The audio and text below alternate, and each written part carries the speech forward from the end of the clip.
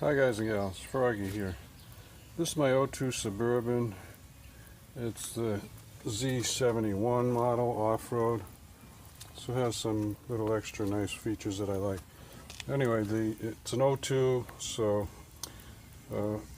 the body paint is actually pretty nice. I've kept it good, but these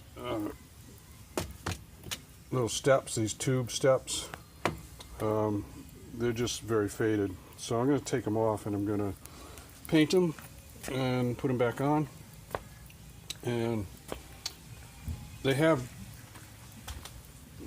2 screws on each one of these parts that go in, and I'm not sure if they're 10 millimeter. No, they're probably a little bit bigger. Anyway, I've got a nice tool I want to show you. I hope it's strong enough to work. This is called a butterfly impact wrench, and it's an air tool, and I'm going to see if that'll work to get them off. Yeah, the size is 13 millimeter, and this is going to work pretty good. I tried it already. This gun has forward and reversed. Oh, let me see if I can show you a little example. Yeah. It came right off. Anyway, it's kind of awkward to do this, so I'm going to put the camera down, but that gives you a good idea. That's a nice little tool. Okay. Yeah, I shoved a couple of spacers under there just so that when I get down to that end, I'm not fighting the whole weight of this thing, which is loose on this end. So I just want to, so it doesn't fall down. I could just hold it up like that. Just a little trick. And there you go.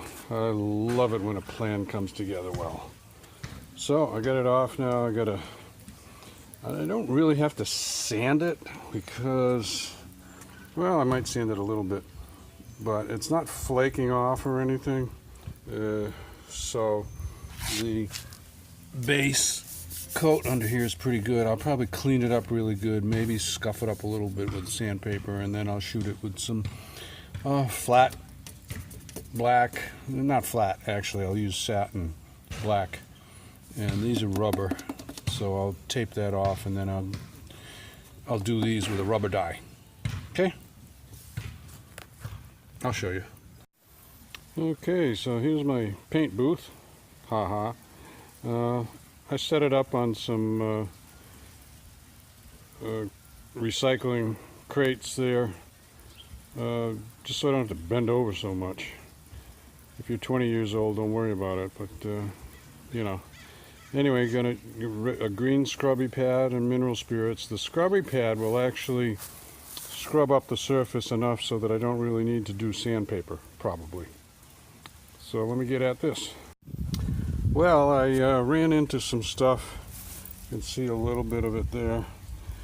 Obviously, I ran through some paint on the road or street or somewhere. Some idiot had dropped some paint, and I ran through it while it was still wet enough to spray up. So I needed to get, this is a sanding sponge, and this one is fine. They don't call them 100, 200, 300, they just call them fine, medium, and coarse, I guess. So I had to use that to get that dried on paint off, and then I'm going to switch back to my green scrubber for the rest. Okay, this I got it pretty good. Now I'm going to switch over to some acetone, I think, because this mineral spirits, it's kind of a gray day here, and not that hot, so the mineral spirits is not drying up very quickly, and I can't shoot paint on it till it's dry, so acetone dries much faster. So I'll get another clean scrubby. Maybe I'll get, if I can find a scrubby that's not as coarse as that one, and then I'll go over the whole thing with acetone, and then we'll see if that dries up and gets ready for paint. So here's some acetone and some steel wool, 4 zeros, steel wool. That comes in different grades, so this is very fine. So this should be, I think this will work. Let's see. So this is starting to look paintable. The acetone, as I knew, is drying up faster than the mineral spirits was, and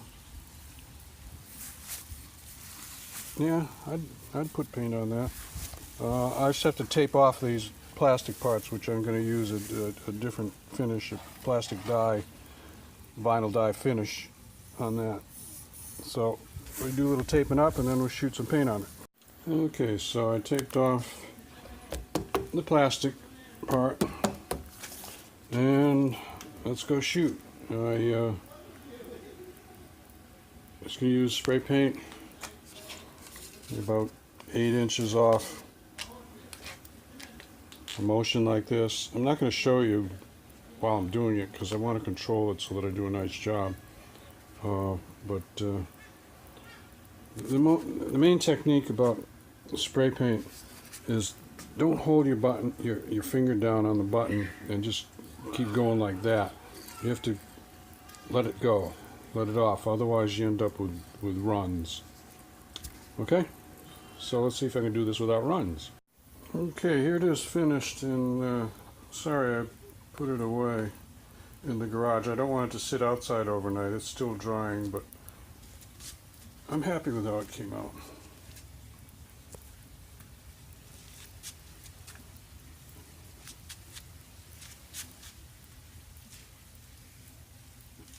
Let's see if I can give you a little close-up on it,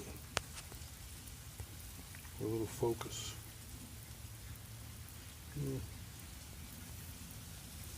That's about it. Anyway, it's a satin finish, as I said.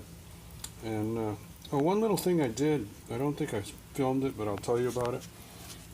Over here, there were a couple little spots as I sprayed each section. I did like the bottom, and there was a little overspray, and I could tell there was some contamination because it captured some of the overspray and then wrinkled up.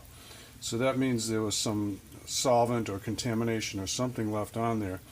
So what I did was I just took a little piece of sandpaper before I had shot any paint on it and just sanded it all off. And then when I came back to that section, I shot over it and it came out fine.